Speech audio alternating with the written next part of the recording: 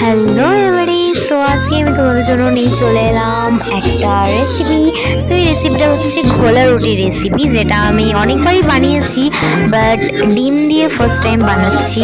So ভাবলাম যে চলো আমারও একটু এক্সপিরিয়েন্স হয়ে যাবে আর তোমাদেরও একটু শেখা হয়ে যাবে আর কি। সো এখানে আমি কী ভেক করছিলাম আমি নিজেও জানি না। আমি এখানে এক কথায় ভাবছিলাম হয়তো যে মানে কিছু একটা স্টাইল করছিলাম, একটা মুভিতে এরকম একটা কিছু ছিল, ছুরিটা খুলছে বা সামথিং সেটা ছিল। আমি সব ঠিকঠাক মতো নিলাম, একবার ভালো করে নিলাম তো একবার মোটা হয়ে গেলো, একবার পাতলা হয়ে গেলো, একবার এমন পাতলা হলো তো মানে বড় নয়। আর আমি ভালোই দিলাম, বেশ ভালোই হচ্ছে। আর আমি করবো আর খারাপ হবে না, এটা হতেই পারে না। সো গেল আমার ভেঙে। তারপর একটা ফাইনালি এটা আমার ঠিক হলো, যদিও বা আমি তো দেখি অনেকক্ষণ পর একটা সুন্দর হলো বলে একটা সুন্দর স্মাইল দিয়ে দিলাম।